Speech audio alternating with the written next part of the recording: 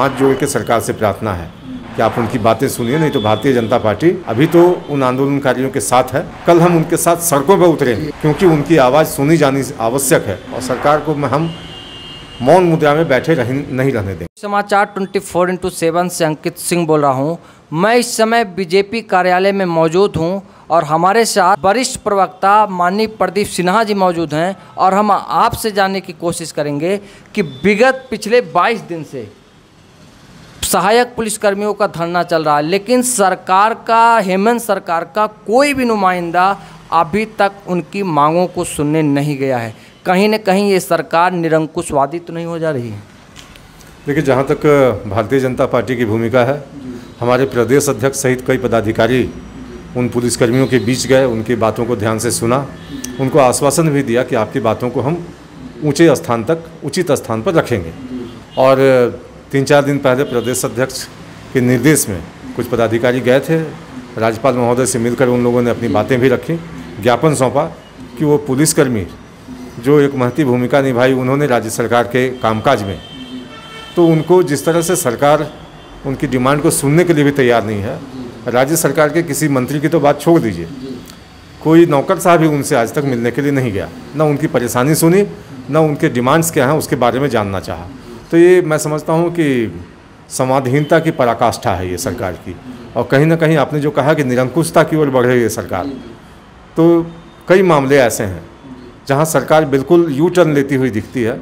जब बेरोजगारों को नौकरी देने की बात हो, 5 लाख रोजगार देने की बात इन लोगों ने कही थी, उसके अलावा बेरोजगारों को भत्ता देने की बात कही थी।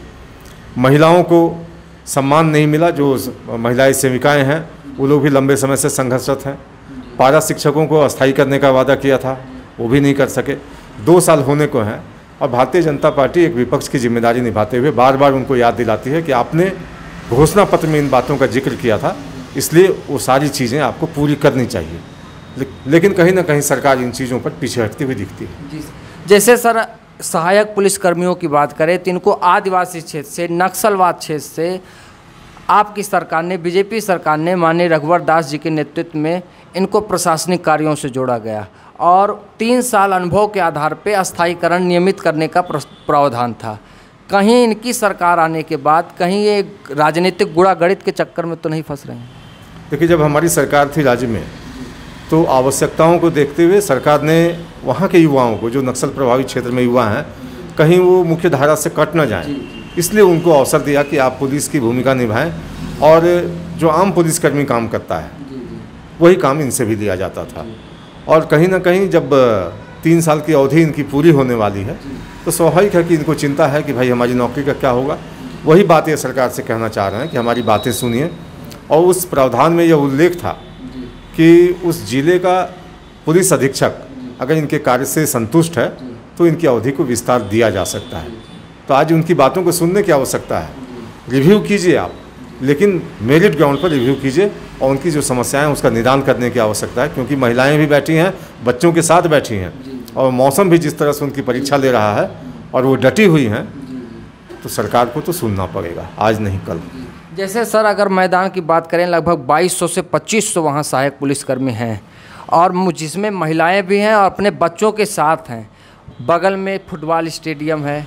सरकार द्वारा कहीं न कहीं महिलाओं को धरना स्थल से वहाँ शिफ्ट किया जा सकता था रहने के लिए, जिससे बच्चों को तकलीफ ना हो, महिलाएं सुरक्षित रहें। यहाँ तक कि रात में वहाँ से लाइट काट दी जाती है। क्या कुछ है? यही तो संवेदनहीनता है सरकार की। एक तो आप उनकी सुन नहीं रहे, उनको जो मूलभूत सुविधाएं मिलनी चाहिए, शौचालय की सुविधा या पानी की सुविधा, बिजली की सुविधा, आप वो तक नहीं दे रहे हैं उनको।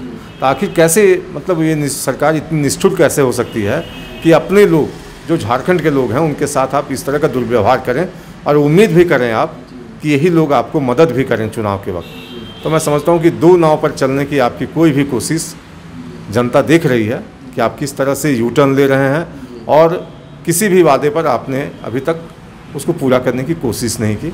आने वाला कल आपके लिए कठिन होने जा रहा है।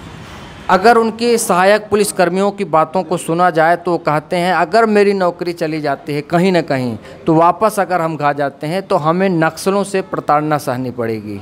ऐसे में कहीं ना कहीं उनके जान माल का तो खतरा दिख रहा है उन्हें। इस बात को लेकर के उनके मन में चिंता है।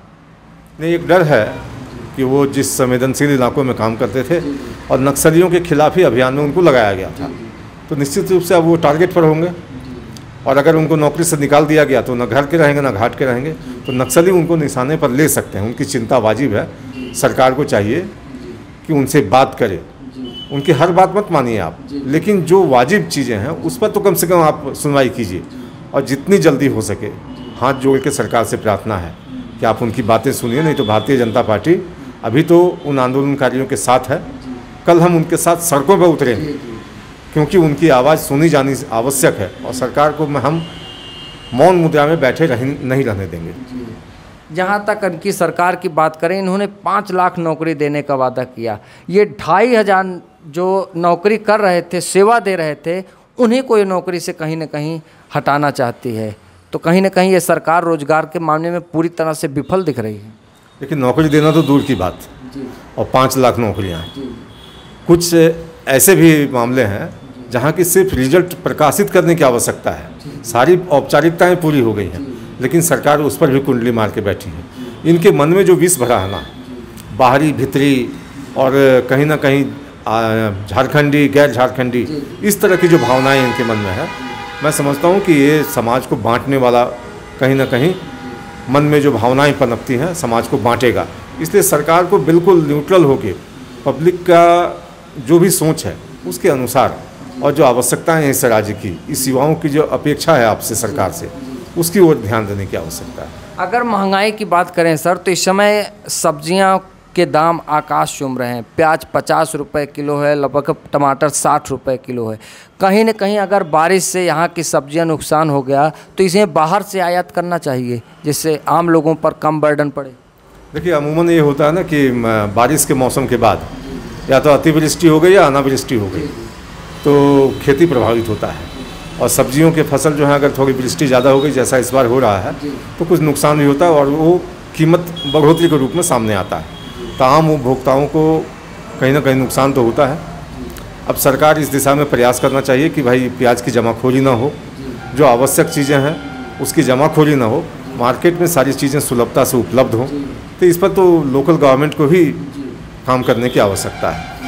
जैसे सर, अब पेट्रोल इस समय लगभग आज का जो दाम है वो 100 रुपये 20 पैसे है, और डीजल 99 रुपये 77 पैसे है। तो क्या सरकार अपने बेट को कुछ कम करके यहाँ के लोगों को राहत दे सकती है? देखिए, अमूमन ये माना जाता है कि जब भी पेट्रोल डीजल के दामों में बढ़ोतरी होती है तो इसका पूरा का पूरा ठेका केंद्र सरकार पर फोड़ा जाता है।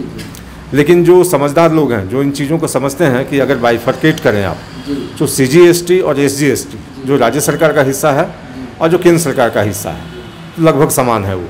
और जो केंद्र सरकार को कर जाता है यहाँ से, उसके 40% हिस्सेदारी वापस राज्यों को ही आता है।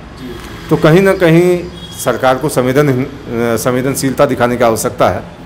केंद्र सरकार भी इसमें 2 कदम चले, 2 कदम राज्य सरकार भी चले, क्योंकि जनता तो पूरी हम सबों की है। इसी जनता के बीच हम सबों को अपनी बातें भी लेकर जानी है, और इसी जनता से हमारी अपेक्षा भी होती है कि हमारी पार्टी को समर्थन करे। तो सरकारें अगर मिल के चले तो समाधान निकलेगा। लेकिन सिर्फ केंद्र सरकार पर ही ठिकरा फोड़ा जाए और हम टैक्स सिर्फ वसूलते रहें, ये नहीं चलना चाहिए। अंतिम पंक्ति में आप सरकार को सहायक पुलिसकर्मियों के आंदोलन को लेकर क्या संदेश देना चाहेंगे? संदेश स्पष्ट है भारतीय जनता पार्टी का कि हम उनके डिमांड के साथ खड़े हैं। आप उनकी बातें सुनिए और जितनी जल्दी हो संवेदनशीलता दिखाइए। ये अपने राज्य के लोग हैं, कोई बाहर के लोग नहीं हैं। इसलिए सरकार जल्दी से जल्दी नुमाइंदों को भेजे, सरकारी कारिंदों को भेजे, या मंत्री आए कोई इनके पास, बातें सुने इनकी और समाधान होना चाहिए। ठीक है, हम इन सभी बातों के साथ आप सबका बहुत बहुत धन्यवाद।